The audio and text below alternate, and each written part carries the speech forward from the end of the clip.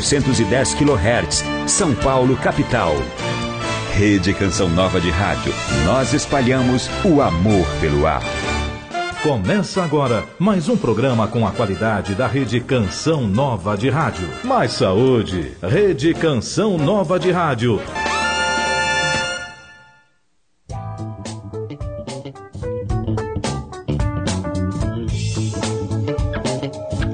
Olá, muito boa tarde. Esse é o programa Mais Saúde, que hoje recebe a nutricionista, minha colega, a doutora Natália Marques. Ela que também é nutricionista funcional, mas é especialista em nutrição materno-infantil, que é o tema do nosso programa. Coordenadora do curso de fitoterapia funcional e presidente do Centro Brasileiro de Nutrição Funcional. Doutora Natália, daqui por diante, né? Que a gente vai se chamar de uma maneira mais assim à vontade. Super bem-vinda e obrigada pela sua disponibilidade de estar aqui com a gente. Obrigada a você, Gisela, pelo convite. Pois é, eu pedi para a Natália fazer essa pauta por duas razões. Primeiro que a Natália acabou de ter bebê. Quer dizer, acabou de ter bebê, só que agora eu tô sabendo que a Laila tá com quanto? Já tá com 1 ano e meio. Pois é, né? O tempo passa, que coisa. Então ela acabou de passar por toda a experiência e ainda está passando de procurar introduzir uma alimentação, né, na sua filha de acordo com os nossos, enfim, com aquilo que nós vemos hoje que a ciência mostra que seria uma alimentação mais adequada. Então eu gostaria muito que você contasse não só a sua experiência, mas o seu vasto conhecimento. Bebê nasceu, Natália, o que esta mãe tem que fazer? Bom, passado o momento, né, de alegria do bebê, vem toda aquela parte de depressão pós-parto, que é muito frequente entre as mulheres, porque existe aí uma falta do contato do bebê dentro da mãe. Então, a depressão pós-parto leve é comum de acontecer e precisa ser trabalhada junto com a mãe já na maternidade. E a melhor maneira, Gisela, de trabalhar isso é amamentar o bebê antes das primeiras 24 horas de nascimento. Existe uma linha de médicos que estuda isso e coloca que o bebê deve ser amamentado desde que o bebê esteja bem e a mamãe esteja em condições, já deve ser colocado o bebê no seio materno dentro da sala de parto, tá? Seja o parto cesárea ou o parto normal, porque nesse momento o corpo da mãe recebe seu filho fora, né, desse ambiente que estava protegido do útero e você começa já a passar para a mãe a mensagem de que o bebê está bem e que ela também tem que continuar alimentando esse bebê. Não mais dentro da barriga, mas agora levar esse bebê ao seio e dar para ele o melhor alimento que ele vai receber durante toda a vida, que é o leite materno.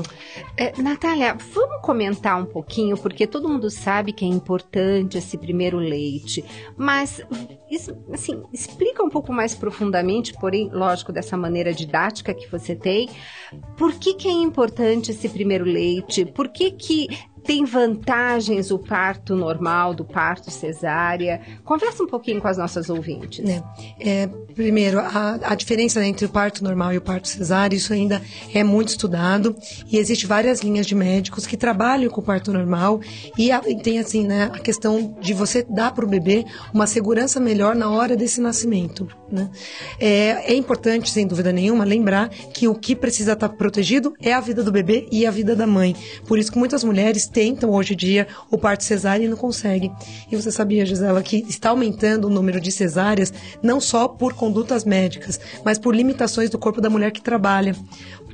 Porque a mulher estressada, ela acaba tendo dificuldades até em fazer dilatação e ter descida do bebê. Então o bebê encaixa, ela entra em trabalho de parto, mas o caminho não abre para o bebê nascer.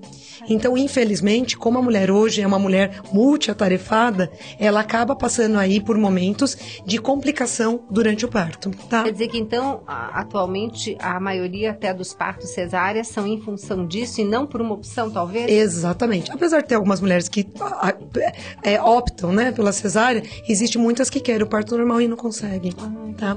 Mas mesmo assim, quando o bebê nasce de parto normal, você acaba tendo benefícios logo pós-parto de recuperação mais rápida, tanto do bebê quanto da mãe. E a mãe acaba colocando aí em condição de aparar esse bebê logo no começo. Tá?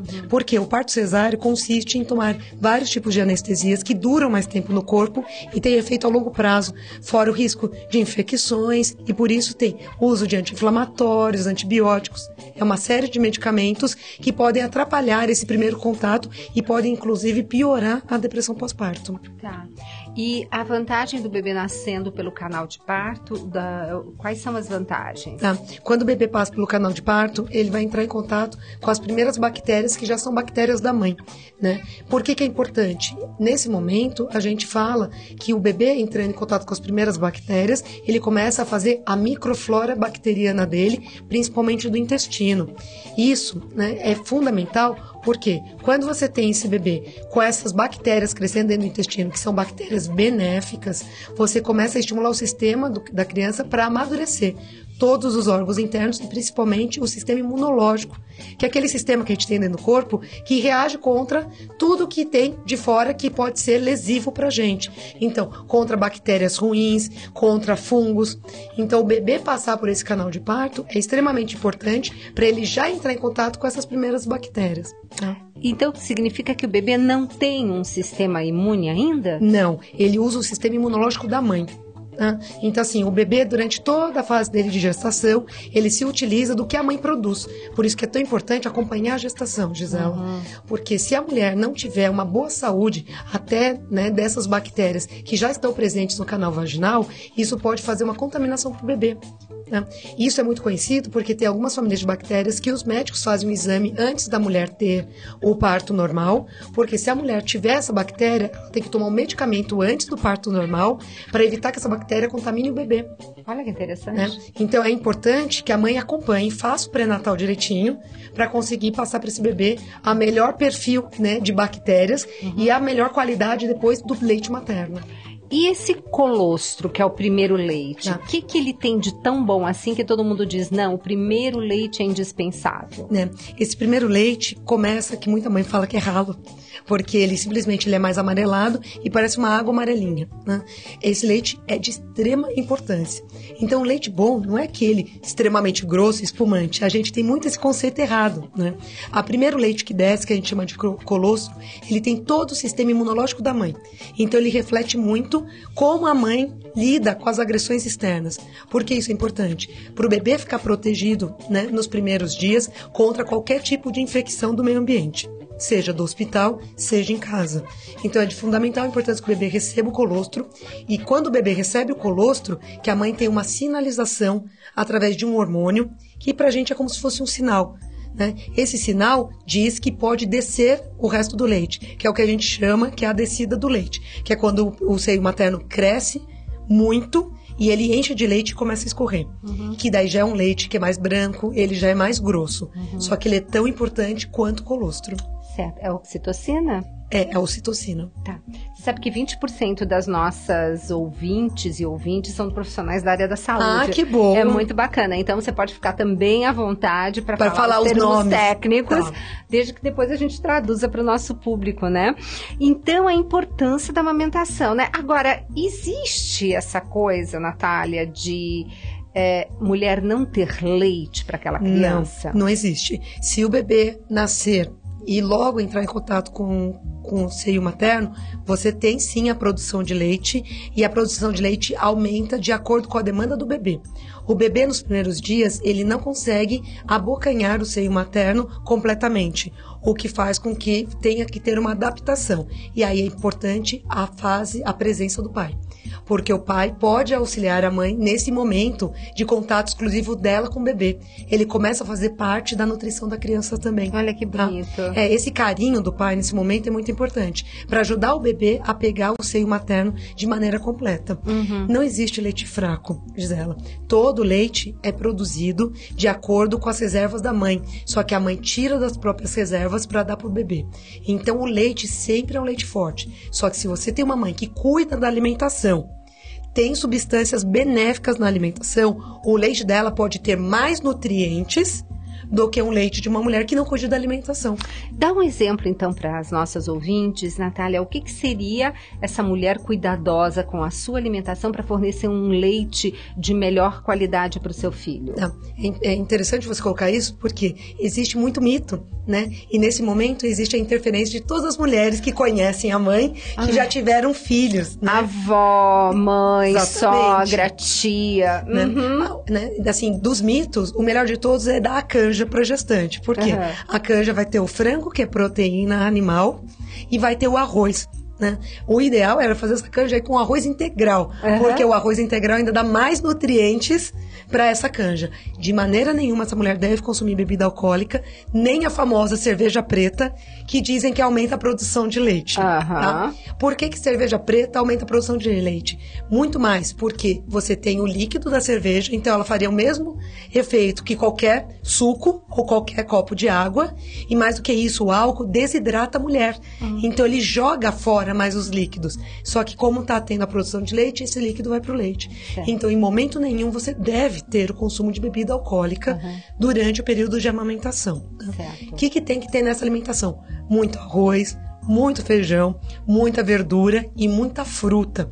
E evitar qualquer substância industrializada. Então, evitar pacote de bolacha, evitar tempero pronto, sopa em pó. Todo alimento industrializado deve ser evitado nessa fase. Por quê?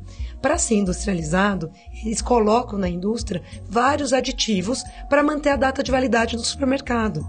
E esses aditivos acabam passando para o intestino da mãe e, em dado momento, podem chegar até o leite materno, mudando a cor, o aspecto e o gosto do leite materno. Nossa! Tá? Então a gente tem que ter muito cuidado com as substâncias que estão chegando até esse bebê. Então é super verdadeiro. De acordo com a alimentação da mãe, o bebê pode ter mais cólica ou menos cólica. Uma mãe que tem uma alimentação baseada em arroz, feijão, verduras variadas, e legumes e frutas, ela acaba tendo aí uma qualidade de leite materno que não tem substâncias que irritam o intestino do bebê. Daí o bebê tem menos cólica. Mas tem muita gente que diz que não deve comer feijão, que dá cólica no bebê, Natália. Então, mas a questão do feijão é saber preparar o feijão. Então vamos lá. Como é que o feijão tem que ser preparado? Então, melhor maneira é fazer o remolho, mas não aquele molho em água fria de um dia para o outro. O melhor jeito é fazer o remolho quente. Como que é o remolho quente? Você vai colocar a água e o feijão dentro da panela de pressão. Assim que subir a pressão, você conta 2 minutos, desliga, joga fora a água, coloca uma água nova e daí sim você vai cozinhar o feijão. Tá? Quando você elimina essa água, você está jogando fora as substâncias do feijão que mais geram gases na mãe e que podem gerar gases no bebê. O nome dessa substância é o fitato, porque quando você eleva a temperatura, você modifica a estrutura do fitato e ele deixa de ser esse agente que causa cólica. Tá? Perfeito. E alimentos que normalmente produzem gases em qualquer pessoa, esses têm que ser evitados? Por exemplo, batata doce, couve-flor. Não precisa ser evitado. O que precisa ser trabalhado é a alimentação da mãe. Isso. Né? Se a mãe está tendo gases por conta de batata doce, ou por conta de couve-flor, ou qualquer outro alimento, ela precisa passar aí por um aconselhamento nutricional para acertar a alimentação dela. Provavelmente, o agente causador dos gases não é a batata doce. Muitas vezes é a manteiga ou é o leite que foi junto com essa batata doce. Com certeza. E aqui cabe, né, comentar uma coisa que é muito importante. Né? Não é que a mãe vai produzir leite porque ela toma leite. Tá? Porque tem muita gente que acha que a gestante, né, tem que começar a tomar leite para começar a produzir leite e depois que o bebê nasce tem que tomar ainda mais leite para produzir mais leite. A vaca é o animal que mais produz leite e ela não toma leite. Tá? Então é importante lembrar que a mulher vai produzir leite independente do consumo dela de leites e derivados. Inclusive, o alto consumo de leites e derivados nessa fase da amamentação pode irritar e piorar a cólica do bebê. Então, leites e derivados devem ser evitados nessa fase de amamentação. E tem que entrar substitutos. E o substituto, Gisela, não é leite de soja, porque o leite de soja também pode piorar o intestino da mãe e passar para o bebê aí substâncias que causem cólica. Então, aquele bebê que está tendo alergia, entre aspas, que se fala, meu filho está com alergia ao meu leite. Na realidade, não é ao leite dela. Não é o leite dela, é que ela está passando para o leite substâncias que ela não deveria estar passando. Lembrando que existem muitos medicamentos que também passam para o leite materno. Né? Existem medicamentos que são contraindicados. Por que a gente fica imaginando que também não deveria ser contraindicado alimentos industrializados e corantes se tem medicamentos que é contraindicado. Com certeza. E, Natália, não resisto a te fazer uma pergunta, você que é coordenadora do curso de fitoterapia. Eu até deixei disponível no blog do Mais Saúde uma lista de plantas. Sabe aquela coisa? É um chazinho natural que não se deve tomar quando está, no caso, gestante, e nem quando está amamentando. Como nós estamos falando de amamentação hoje, quais seriam os mais, assim, clássicos chás que deveríamos evitar de tomar nessa fase? Então, Gisela, eu prefiro até comentar quais deveriam, porque a maior parte não deveria. Olha que interessante. Né? A gente primeiro tem que tomar um cuidado de que não é porque é um chazinho que não vai ser ruim. Então, primeira coisa que a gente tem que falar em fitoterapia, né? Se não é para fazer bem, né? Mal não faz, é um conceito que a gente tem que jogar fora. Por quê? O fitoterápico, quando bem produzido na forma de infusão, que é o famoso chá, ele tem sim propriedades significantes de promoção da saúde. Mas a maior parte dos fitoterápicos só foram estudados para adultos. E não para gestantes e não para lactantes. Então, a gente não sabe o quanto tem algumas plantas que podem causar danos à mulher que está amamentando. O maior problema na amamentação é que muitas plantas deixam leite amargo. E daí o bebê vai rejeitar o seio materno porque ele não gosta do gosto. Tá? Então, o chá acaba passando para o leite materno substâncias que podem deixar o leite ruim. Vou dar um exemplo para você. O chá de boldo faz isso. Então, às vezes, a mãe está acostumada, né? Eu tenho uma cólica intestinal, comi alguma coisa que não me caiu bem, vou tomar um chá de boldo. O chá de boldo durante a amamentação é muito complicado, porque ele pode amargar o leite e o bebê vai rejeitar o leite, porque o leite está ruim. Tá? Então, essa percepção é difícil, porque o bebê não sabe falar, né, Gisela? Ele só chora, daí aumenta a cólica, e a gente fica naquela coisa de tentar entender a linguagem do bebê. Só que a gente tem que tomar muito cuidado. O único chá, né, que é tranquilo trabalhar para gestante, a ex-gestante, né, a lactante, é trabalhar com a camomila, que ajuda bastante aí a diminuir processos intestinais da mulher, então assim, cólica de intestino, o intestino que está ruim de funcionar, a comida não está caindo bem, e também a erva doce. Tá? Lembrando que a erva doce tem duas plantas que a gente chama de erva doce.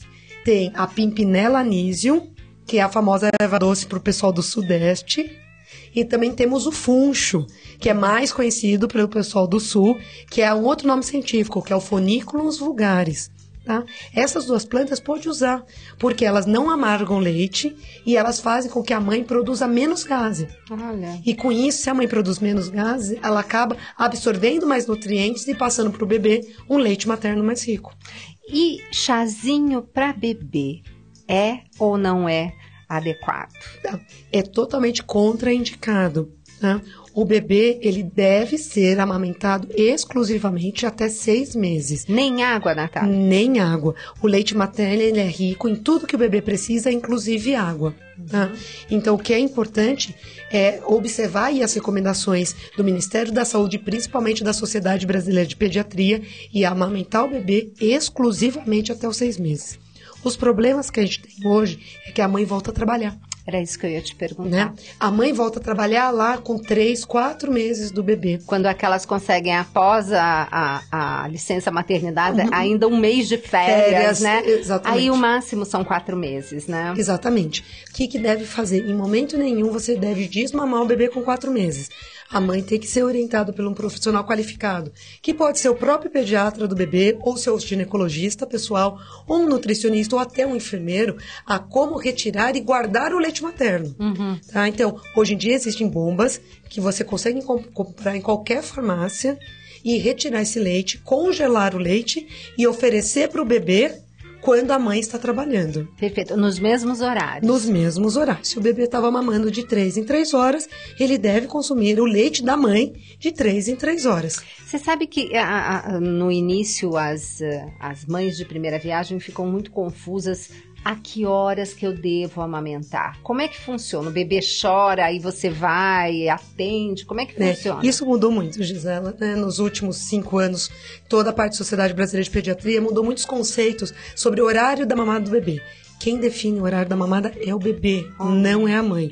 Tá? E você consegue definir isso nos 2 primeiros meses do bebê em casa. O bebê chorou, é hora de botar no seio materno. Se for um bebezinho mais calmo, que ele simplesmente está vendo que ele está acordadinho, está começando a se mexer, pode oferecer o leite materno. O bebê não deve passar mais do que 3 horas sem mamar. Se por acaso o bebê está dormindo durante muito tempo, que a mãe geralmente dá graças a Deus que o bebê dormiu, pode ser que ele esteja com fome e é importante acordar o bebê e colocar ele no seio materno para que ele entre numa rotina de amamentação. Tá? Quer dizer, a gente vê que desde bebê não se deve ficar sem comer de 3 em 3 horas, Exatamente. Né? Nosso corpo é feito para se alimentar de 3 em 3 horas. Ok.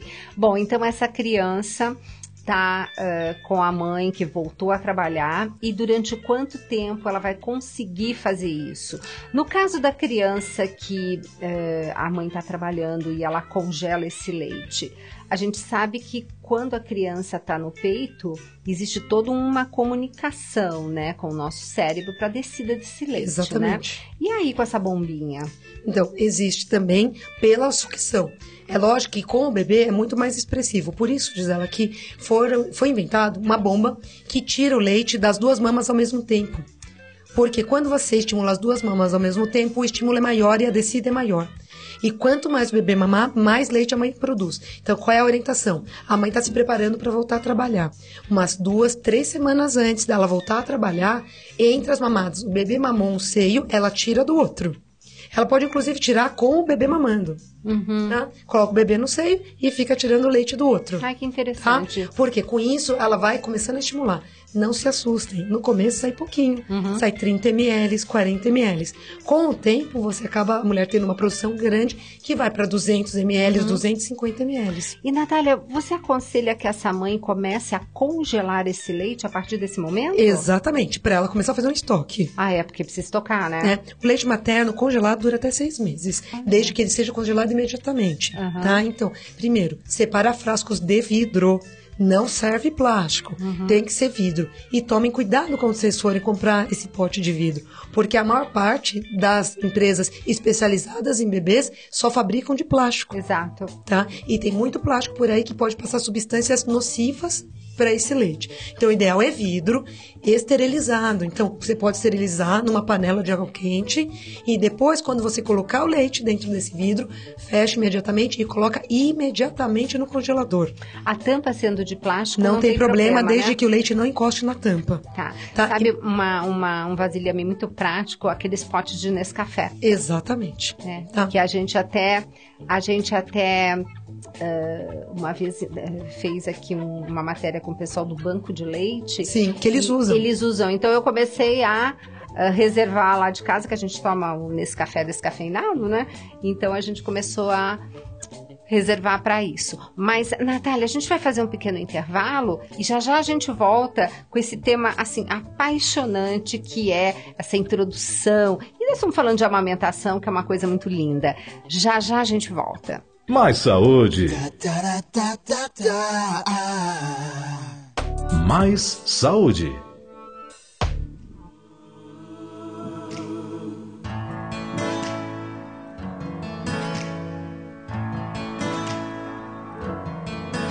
Coração acorrentado, do amor só tem recados. Teoriza e não conhece a sua força. Esqueceu como se ama, fez na sombra sua cama e mandou dizer que agora não tem tempo.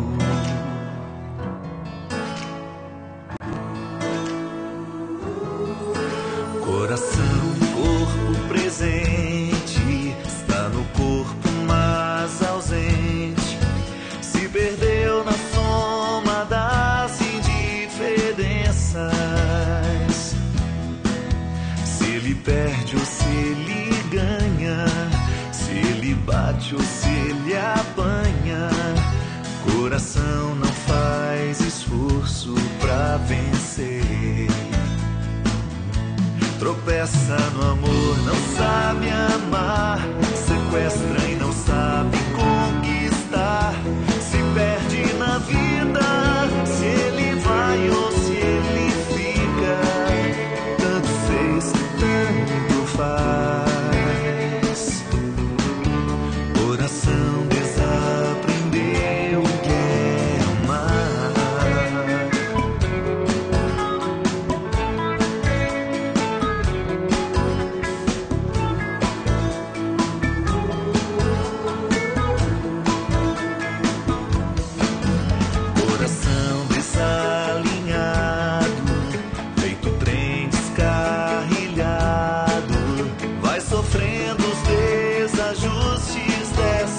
vida.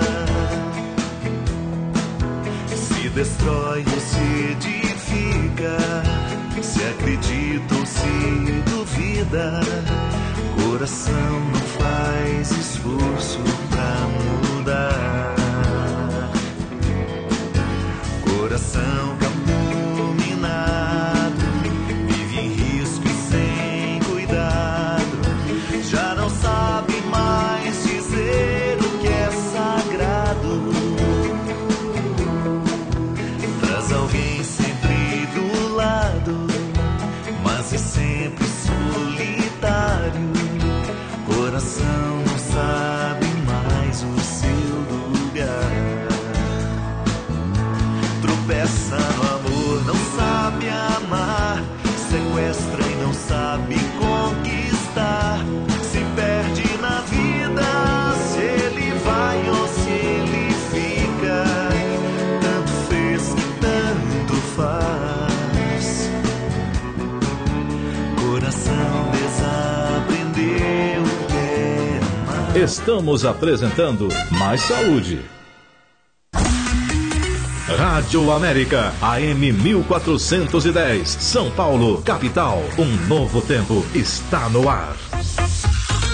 Em 2012, a Rádio América quer agitar São Paulo com novidades em sua programação. Novos quadros, novos locutores. Olá, sou eu, Orlando Júnior, e vim para somar aqui na Rádio América. Transmissões ao vivo e interatividade durante todo o dia. Tudo isso e muito mais para você ter a melhor programação religiosa da cidade. Para que o povo de Deus possa usufruir do tesouro que Deus colocou na igreja. Rádio América, um novo tempo está no ar em São Paulo. O edifício da oração se deve sempre alicerçar na humildade. Quanto mais uma alma se mostra humilde na oração, tanto mais Deus a exalta. Santa Teresa d'Ávila. A editora Canção Nova traz para você o livro Comece Bem o Seu Dia. Um livro em que Luzia Santiago presenteia você com reflexões diárias, baseada no poder de Deus como força condutora de nossas vidas. São temas variados que nos elevam espiritualmente, mensagens capazes de iluminar o nosso dia e de nos entusiasmar a seguir adiante. Adquira o seu na Livraria Canção Nova em São Paulo, Rua São Bento, número 43, no centro. Informações 3101-8170. Vem, Senhor Jesus. Maranata. Vem, Senhor Jesus. São Paulo e região no momento de graça. Encontramos o Cristo. Encontramos o Cristo. Em junho. www.cançãonova.com. Acesse o nosso conteúdo. Através do Calendário do Bem, o seu Algo a Mais faz o bem a muitas pessoas. Em 2012, os projetos sociais da Canção Nova e entidades parceiras receberão uma parte do valor do seu Algo a Mais. Neste mês de maio, você irá ajudar o CAC, Centro de Atendimento Comunitário, um projeto que ressalta a importância da família através da assistência social. Calendário do Bem 2012. Um jeito de fazer o bem todos os meses do ano. Participe! Programe-se. Programe-se. 11 da manhã. O amor vencerá. Esta é a Rede Canção Nova de Rádio. 24 horas de evangelização no Brasil e no mundo. Canção Nova. Santuário do Pai das Misericórdias. Aqui veremos a glória de Deus acontecer. Então nós consagramos a Nossa Senhora, todo esse santuário, todos os funcionários, todos os colaboradores, sabendo que desde 2008, quando nós começamos, uma medalhinha de Nossa Senhora em cada fundação dessa obra. É uma conquista, é ela quem faz. Santuário do Pai das Misericórdias. Uma atitude de fé. Rádio América. Voltamos a apresentar Mais Saúde. Mais Saúde.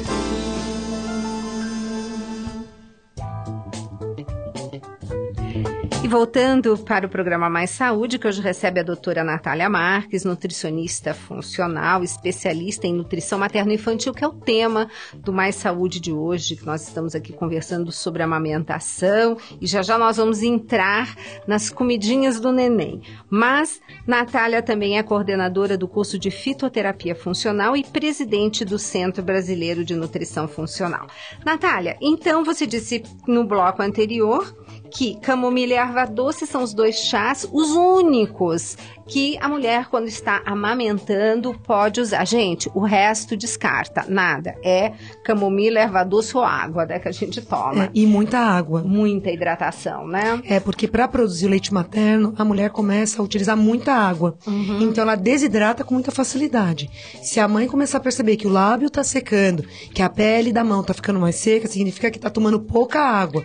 Uma mulher que amamenta deveria tomar em torno de 3 a 4 litros de água por dia. Olha essa média aí que boa, né? Exatamente. Deixa lá as garrafas separadas para você ter certeza que tomou. E, Natália, nós estamos falando agora dessa mulher que infelizmente tem que voltar para o mercado de trabalho. Você orientou a já ir coletando o leite à medida que o bebê... Natália, a gente não falou uma coisa que é um detalhe que eu acho super importante, porque tem muito pediatra que orienta a dar mamada 15 minutos num seio, aí para e 15 minutos no outro. E, na verdade, a gente tem que esperar esvaziar a mama, não é isso? Exatamente. Tem alguns bebês que não conseguem esvaziar toda a mama. E aí... O que você pode fazer, né? Mesmo que a mulher não tenha que voltar a trabalhar ainda, que isso esteja acontecendo no primeiro mês, já pode ir tirando o leite. Olha que interessante. Tá? Eu mesma, Gisela, eu tinha uma alta produção de leite materno nas minhas 2 gestações.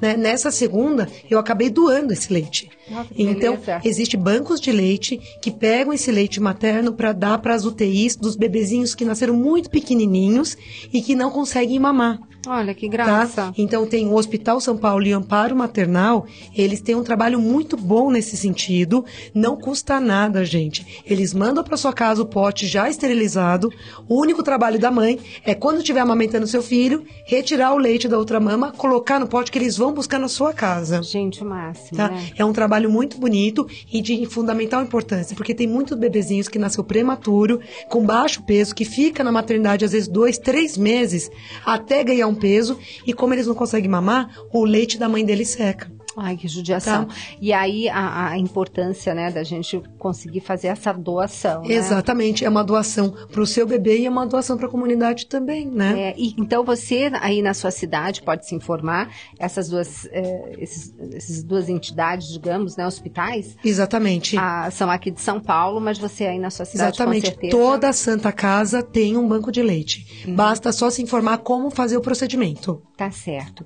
E, Natália, então essa mulher tá coletando leite, aí o bebê tá em casa com a vovó, né? Porque graças a Deus nós temos assim imensas ouvintes, avós que participam tanto do Mais Saúde, perguntando como fazer para melhorar a alimentação dos netos. Então, elas são assim realmente grandes parceiras das filhas ou das noras.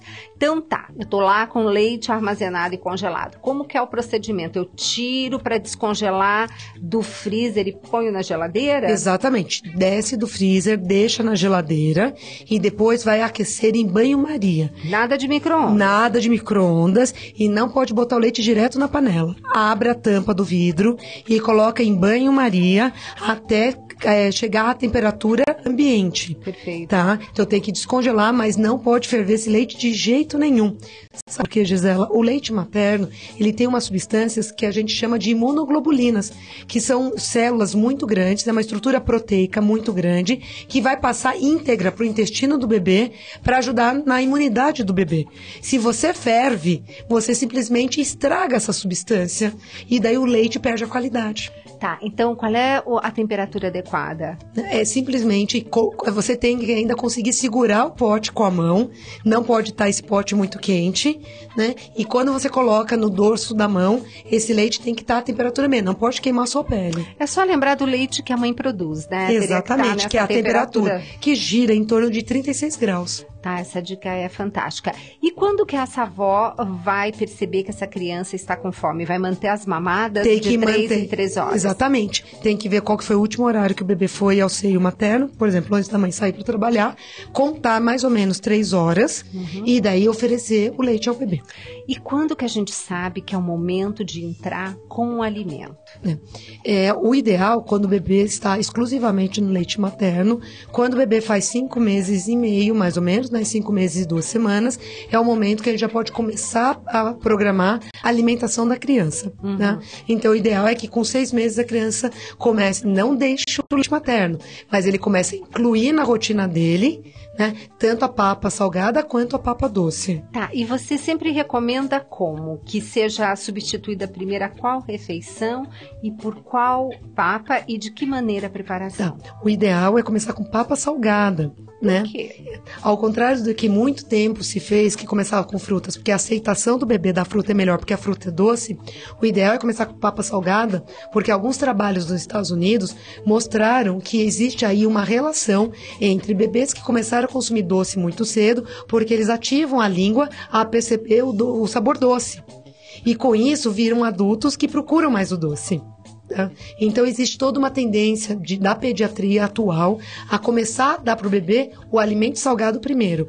Lembrando, gente, que esse alimento salgado deve ser composto de 1 ou 2 legumes mais um tubérculo. O que é um tubérculo? É uma batata doce, é um cará, é um inhame. Então você vai fazer, como que você faz essa papa? Você coloca para cozinhar em água filtrada 1 a 2 legumes, que pode ser uma beterraba, uma cenoura, né? E junto com uma batata, ou então uma batata doce, você vai alternando. Cada dia a papa deve ser de uma composição diferente. Por quê? O bebê precisa ir ativando a língua dele a sentir sabores diferentes. É tão interessante isso que nós sabemos que os bebês que mamam no peito, eles ao longo do dia recebem leites com gostos diferentes. O leite materno nunca vai ter o mesmo sabor. O leite que a mãe produz de manhã tem um gosto diferente do da hora do almoço, que é um gosto diferente do jantar. Se a mãe resolver dar o alimento sempre igual para o bebê, vai chegar um momento que ele vai rejeitar o alimento. Quando você cozinha, pode colocar para cozinhar junto um pedaço de carne, primeiro a carne vermelha, sem gordura. O que a gente mais usa ou é colchão, é mole ou é músculo. E deixa cozinhar junto. E depois não bate no liquidificador. Os alimentos ficaram macios, você passa numa peneira grossa, simplesmente para não ter fiapos e não ter resíduos muito grandes. E oferece de colher para o bebê.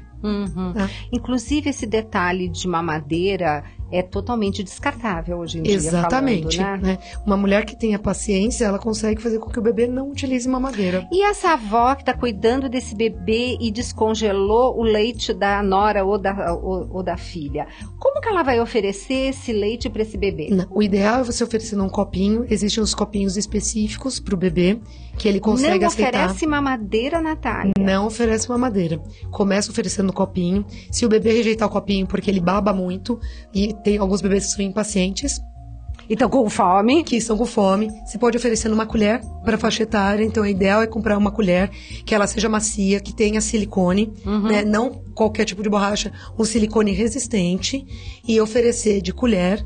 Ou ainda, para bebês de 6 meses, já existem copos adequados à sua faixa etária, que o bebê consegue puxar, que ele não lembra o bico da mamadeira. Por quê? O bico da mamadeira, como ele é muito mais simples puxar do que o leite materno do seio da mãe, o bebê pode começar a rejeitar o seio porque é difícil.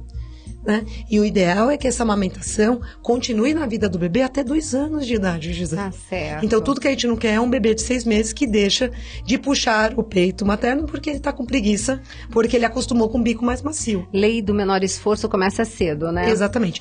Hoje nós temos bicos muito adequados, até de mamadeira. Então se você tem um bebê que não tá pegando de nenhuma outra forma, e se a cuidadora, a avó, tá vendo que o bebê tá com fome, porque sempre gera um desespero, né? Quando o bebê chora, pode até ofertar a mamadeira, desde que essa mamadeira seja de vidro e que esse bico seja de silicone adequado para a faixa etária e nunca alargar o bico da mamadeira.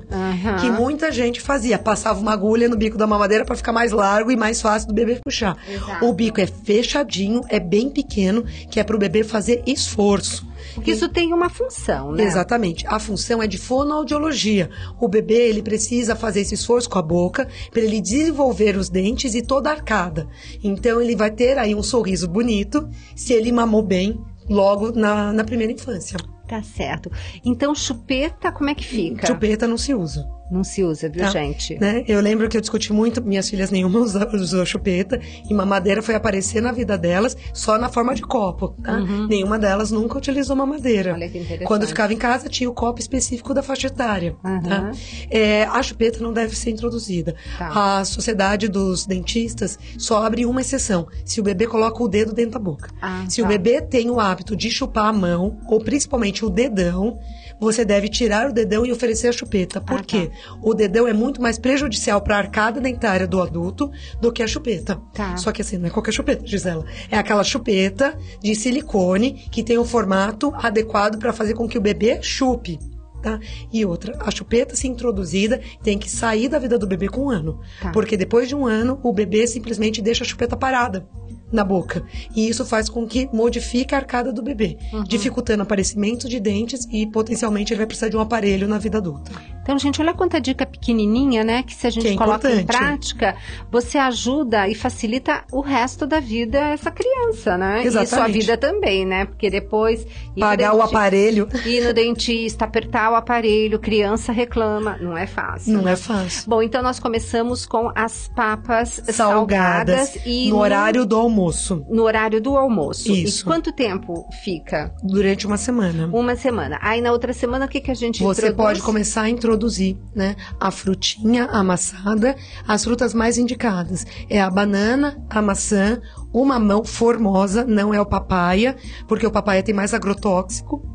Então, as culturas de mamão formosa costumam ter menos agrotóxico e você consegue ter, então, um produto de melhor qualidade. Certo. Então, banana, maçã, o mamão e pode entrar também com a pera. Tá certo. E aí, uma questão. Aí você entrou com a papa salgada, é só a papa na hora do almoço? Só a papa. Não mama? Não, você espera mais ou menos 1 hora e pode oferecer o leite. Tá, se você vê que a criança tá com fome, senão dali 3 horas. É, porque no começo, na primeira semana, o bebê ele vai aceitar 1, 2 colheres. Porque o paladar é muito diferente do que ele estava acostumado. Tá. Tá, importante. Essa papa, em momento nenhum, deve ter qualquer tempero pronto. Tá? Esses temperos prontos, o adulto não deveria nem utilizar. Quanto mais para a alimentação de bebê. O único tempero que pode cozinhar junto com essa sopinha do bebê é alho, cebola e cheiro verde. Tá. Só para dar gosto. Sal? Pouquíssimo. Pouquíssimo ou nem necessário? Não, mas assim, sim, o mínimo do mínimo. Tá. E em vez de óleo, um azeite de oliva? Você só vai introduzir o azeite de oliva um pouco mais pra frente. Tá. Porque como ele muda o gosto dos alimentos, o bebê precisa perceber. Então, você vai introduzir esse azeite de oliva lá pela 3ª, 4ª semana da alimentação. Tá, então já introduzimos a papa salgada no almoço, passou 1 semana, a gente vai introduzir a papa de fruta no lanche da manhã. É, no lanche da manhã e não no de jejum, entre aspas. Exatamente, porque o de jejum geralmente é o horário que a mãe ainda tá em casa com o bebê e o bebê tá mamando. Perfeito, tá? Perfeito. E daí começa a oferecer a frutinha, mais ou menos 1 hora depois pode dar o leite materno. Tá ótimo. Então, na 2ª semana e na 3ª? Na 3ª semana, a gente já pode continuar variando, né? Tanto a papa salgada quanto a papa doce. E manter esses 2 horários. Manter esses 2 horários. Quando o bebê completar 7 meses, a gente pode começar a introduzir daí a papa no jantar. Então, papa salgada no jantar, no almoço. E a fruta. A fruta. E essa que seria o lanchinho da manhã, à tarde também? Então, você vai introduzir o lanche da tarde de 7 meses e meio até 8. Tá. Então, primeiro a papa salgada. Exatamente. Depois a papa de fruta à tarde. E aí sobraram 2 mamadas, a da manhã e a da noite, que são os horários que a mãe tem em casa. Exatamente. E daí você pode ir completando. Sabe uma coisa que eu gosto de orientar e até testei em casa? Quando o bebê tem mais ou menos, né, uns 10 meses... você pode começar a introduzir os farelos. Então, farelo de aveia, farelo de arroz, que são os mais indicados. E para fazer o mingau, não deve introduzir leite de vaca para esse bebê. Né? O bebê vai entrar em contato com leite de vaca depois de 1 ano só. Tá. Então, o que a gente faz? Usa o leite materno congelado da mãe. Descongela o leite, deixa na temperatura ambiente e faz o mingau com leite materno. Fantástica essa dica. É bem interessante como uma opção de lanchinho para o bebê à tarde. Tá ótimo. Aí depois já vai chegando quase 1 ano de idade. Aí, como é que é o processo da introdução do restante dos alimentos? Então, conforme até chegar 1 ano, você vai introduzindo aos poucos. Entra o frango, de preferência um frango orgânico. Depois entra a gema de ovo. A clara do ovo só deve ser introduzida depois de 1 ano de idade. Porque ela tem um potencial alergênico muito alto. Então, pode, como substituto da carne da sopinha do bebê, pode amassar uma gema. Quando o bebê já tem dente, lá de 10 a 11 meses, eles gostam de pegar a gema na mão e comer com a mãozinha, que a gente deve incentivar, porque o bebê, você tem que ir mudando a consistência. Quando o bebê aparece os primeiros dentes, de 8 para 9 meses, ele já tem poder na arcada de puxar pedaços. Então, o que a mãe deve fazer? Que eu sempre oriento. Dá um pedaço de bife grosso na mão do bebê. Ele não vai engasgar. Ele vai engasgar se você der pedaços pequenos. O pedação grande é um bifão na mão do bebê, porque ele vai chupar, ele vai sugar aquela carne inteira e tirar da carne o caldo. E isso vai ajudar a aparecer os primeiros dentes. Tá, porque já faz uma massagem. Ele faz uma massagem e ajuda a descida. Em vez de ficar dando mordedor pro bebê, você pode dar pro bebê ficar coçando a gengiva, cenoura descascada e esses pedaços de carne ou frango. Porque, por máximo que ele consiga puxar um pedaço, são pedaços pequenos e o que vai sair mesmo é a carne. Tá. Não se incomodem. Bebê se suja mesmo. Ele tem que aprender a comer sozinho. Quanto mais você ficar dando comida na boca do bebê, você cria uma criança que não é independente, tá? Então, assim, tem que deixar o bebê ter as experiências com a alimentação. Então, o bebê vai enfiar a mão dentro da papa, vai passar a papa no cabelo, vai colocar, né, a banana dentro do olho. Tudo isso faz parte do conhecimento da alimentação. Perfeito. E aqui é super importante. E, Natália, e a introdução de água? A água você começa a introduzir junto com essa papa. Então, na segunda semana de introdução do alimento ao bebê, você já pode começar a dar água para o bebê, oferecer em pequenas doses, colherinhas de mais ou menos 50, 80 ml por dia. Então, assim, logo depois da refeição, dá uma meia hora, oferece 2 águas. Tá? E lembrando que o bebê, enquanto estiver no leite materno, ele precisa de menos água do que quando você tem um bebê que deixa de mamar no leite materno. Tá? Bom, já temos um bebê que está começando a ter dentes, já está com 1 ano. Já está andando quase. Nossa. E aí, quais seriam os alimentos? Na verdade, a gente sabe que temos que tentar adequar a alimentação do bebê à alimentação da família, Exatamente. Né? O bebê, assim, com 1 ano, ele já é plenamente capaz de comer arroz, feijão, legumes picadinho e verduras dentro da sopa. Tá? E tem que começar de pequeno, Tem que começar de pequeno mesmo. Tá? Não tem que fazer uma alimentação específica só para o bebê. Porque quanto mais cedo o bebê participar da mesa familiar, melhor você estimula ele a ter bons hábitos alimentares. E não adianta dizer pro teu filho que ele tem que comer salada e verdura se você não come. Exatamente. Não é verdade? Tá? A criança não tem que comer jiló se você não come. Exatamente. Tá? Por isso que eu falo, todo mundo tem que comer jiló. E outra coisa, incentivar a mastigação, que é super importante. Então, vocês mesmos, né, a família, nada de ficar comendo correndo. Exatamente. Então, o bebê vai imitar o que a família faz. Exatamente. Bom, aí... Quais seriam os alimentos que nós deveríamos deixar de introduzir, só introduzir realmente a partir de 2 anos, que a gente sabe que são alimentos complicados, que eventualmente até é bom introduzir de vez em quando, fazendo com outra atividade, até para conhecer o organismo do bebê, né? E saber o que faz mal. Quais seriam esses alimentos? Então, tem 4 grupos de alimentos que tem que tomar cuidado. O primeiro deles é o açúcar, que todo mundo conhece. Tá? Criança não precisa de doce, que é um conceito que muitas vós gostam, né? Criança não precisa de doce, não tem que ter doce. Eventualmente, quando ele começar a frequentar festinhas infantis, ele vai comer um brigadeiro, tá? Mas isso não tem que ser hábito da casa. Certo. Inclusive, não adianta a família comer bombom na frente da criança. Claro. Tá? Então, assim, criança pequena não deve comer doce. Tá? O açúcar deve entrar na vida da criança só depois de 2 anos. Quanto mais tarde entra na vida da criança, mais segura a criança está contra doenças na vida adulta. Tá? Além do açúcar, o leite de vaca. Por quê? O leite de vaca, ele tem uma proteína que é de difícil digestão. O intestino da criança só vai estar completo para poder trabalhar com esse leite de vaca depois de 1 ano, 1 ano e meio. Então, quando for introduzir o leite de vaca, de preferência, quanto mais próximo dos 2 anos ou maior de 2 anos.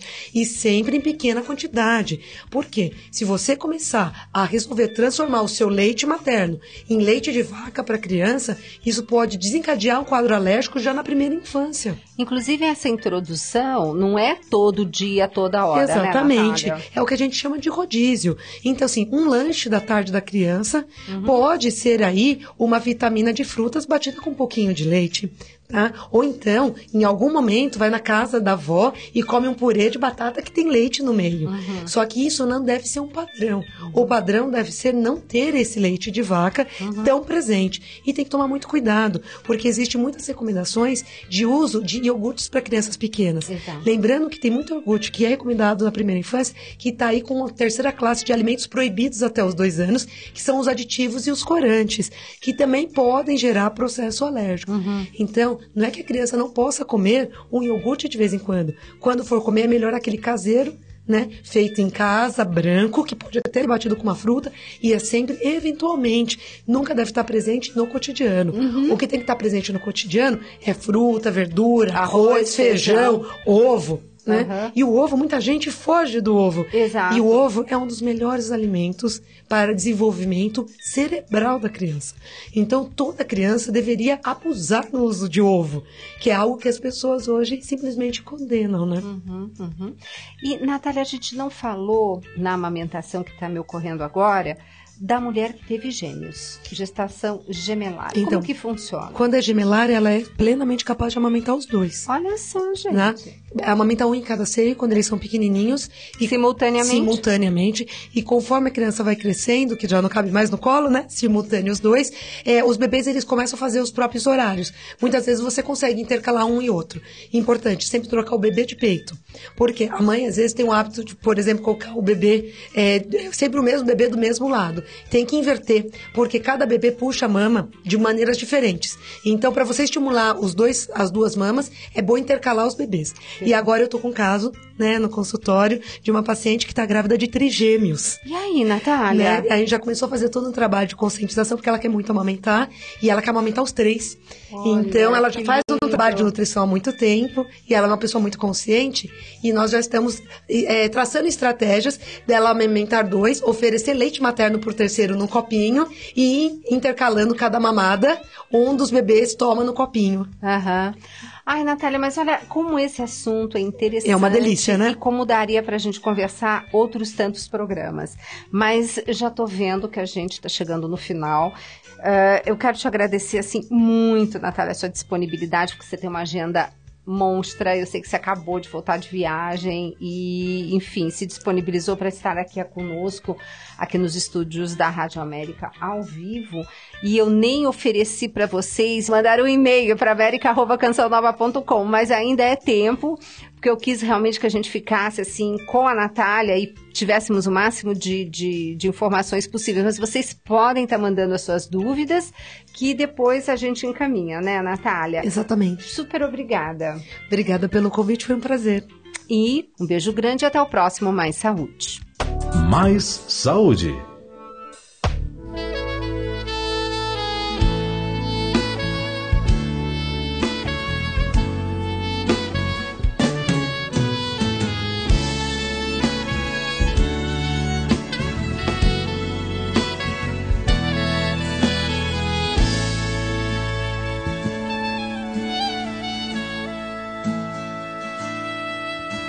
Minha vida está em suas mãos. Por onde quer que for, sempre estarei pensando em você, ouvindo sua voz, buscando ser fiel onde eu estiver.